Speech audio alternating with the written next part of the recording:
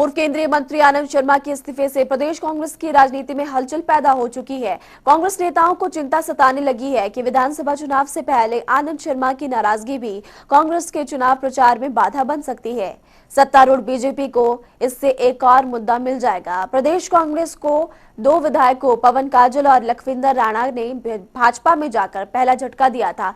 अब आनंद शर्मा के इस्तीफे से कांग्रेस में फिर हड़कंप है। इससे कांग्रेस में खेमेबंदी बढ़ेगी, सूत्रों का यह भी मानना है। आनंद शर्मा ने प्रदेश कांग्रेस की संचालन समिति के अध्यक्ष पद से इस्तीफा दिया है, जो कि एक बड़ी खबर। अब आने वाले समय में क्या रणनीति रहती है कांग्रेस पार्टी की, देखने वाली बात होगी। ब्यूरो चीफ विकास शर्मा लगातार हमारे साथ बने हुए हैं। विकास, आनंद शर्मा ने प्रदेश कांग्रेस की संचालन समिति के अध्यक्ष पद से इस्तीफा दिया, क्या हलचल फिलहाल शिमला में देखने को मिल रही है?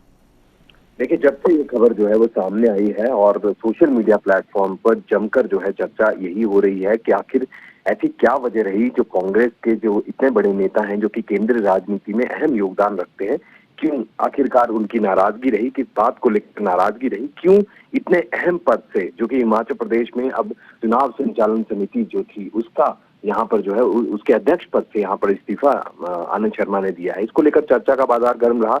बीते कल कई फोन जो है उनके समर्थकों ने उनसे बात की कि आखिरकार क्या वजह रही है, क्यों और इस तरह से जो है वो उन्होंने अब आगे जो है वो कदम उठाया है। शिमला उनका जो है वो आना होगा। ये बताया जा रहा है, सूत्र बताते हैं कि बुधवार को यानी कल परसों जो है वो यहाँ पर आ सकते हैं आनंद शर्मा, शिमला आ सकते हैं और यहाँ पर एक बैठक जो है वो भी जरूर होगी। जो उनके समर्थक है, कांग्रेस के जो बड़े नेता हैं, उनके साथ एक बैठक जो है वो यहाँ पर जरूर उनके जो आवास है, जो निजी आवास है उनका वहां पर हो सकती है। शिमला से ही ताल्लुकात रखते हैं और ऐसे में उनके अध्यक्ष पद के इस्तीफा देने के बाद जो राजनीतिक जानकार है वो ये बात कहते हैं महिमा कि अंदर खाते में कहीं ना कहीं नाराजगी उनकी थी, क्योंकि जो उन्होंने पत्र भी जो सोनिया गांधी को जो है, जो कि अंतरिम अध्यक्ष हैं कांग्रेस की, उनको भी उन्होंने अपने पत्र में साफ तौर पर लिखा है कि नाराजगी थी।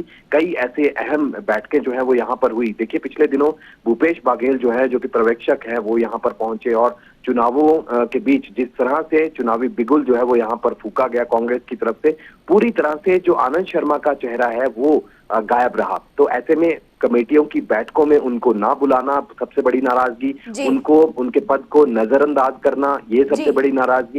ये तमाम चीजों को लेकर ये भी कहा जा रहा है कि गुटबाजी कांग्रेस के भीतर एक बार फिर से देखने के लिए मिली है। दूसरी तरफ क्योंकि आने वाले दिनों में चुनाव है, कांग्रेस पार्टी के पहले ही 2 विधायक जो हैं अभी जो है वो भाजपा ज्वाइन उन्होंने की है और ऐसे में भाजपा में शामिल होने के बाद अब कांग्रेस के भीतर भी एक बड़ी कुनबा जो है, बड़े कुनबे में एक हलचल जो है वो जरूर है कि आखिरकार किस तरह से मजबूती जो है वो आगे आने वाले समय में मिलनी है।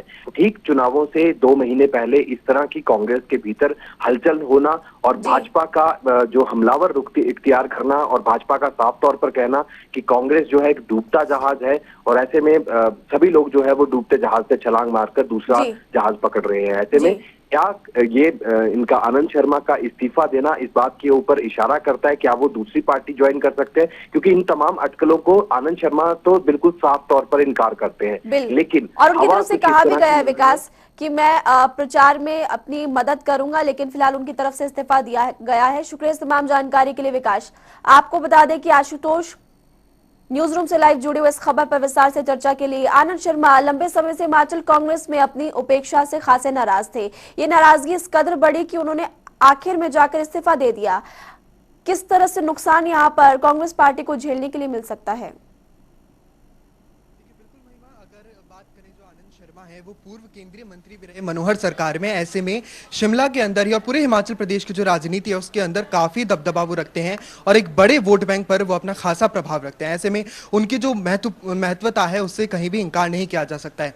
उसमें जो उनकी चुनाव स्टीयरिंग कमेटी है उसके अध्यक्ष पद से इस्तीफा देना काफी बड़ा यहाँ पे कांग्रेस को नुकसान माना जा रहा है, क्योंकि जब स्टीयरिंग ही कोई जो चलाने वाला है वो छोड़ देगा तो आखिर चुनावों में गाड़ी कैसे चलेगी कांग्रेस की, इस बात पे ज्यादा गौर किया जा रहा है। वहीं देखा जाए तो जो आनंद शर्मा है, उनकी नाराजगी कई बातों को लेकर है। मुख्य रूप से ये थी कि उनकी नजरअंदाजी, जो एक तरह से कॉमन रीजन सबका रहता है पार्टी छोड़ने का, कि उनकी नजरअंदाजी लगातार की जा रही थी। वहीं देखा जाए तो उनका यह भी कहना है कि बाकी कमेटियों की तो चुनाव के मद्देनजर बैठक होती है, लेकिन जो स्टीयरिंग कमेटी है उसकी बैठक नहीं होती। ऐसे में इस पद की जिम्मेदारी संभालने से ही उन्होंने इनकार कर दिया और अपना जो इस्तीफा है उन्हें सौंप दिया। एक बात और गौर करने वाली है, ये आनंद शर्मा का जो नाम ऐसे नेताओं में शामिल है जो G23 जो नेताओं का गुट बना था, जिन्होंने संगठन के स्तर पर जो कांग्रेस के अंदर बदलाव होने चाहिए उसको लेकर सोनिया गांधी को पत्र भी लिखा था। ऐसे में तभी से ही ये आनंद शर्मा बैकफुट पे नजर आए। कई बड़े बड़े जो कार्यक्रम कांग्रेस के होते रहे उससे नजरअंदाज ये रहे।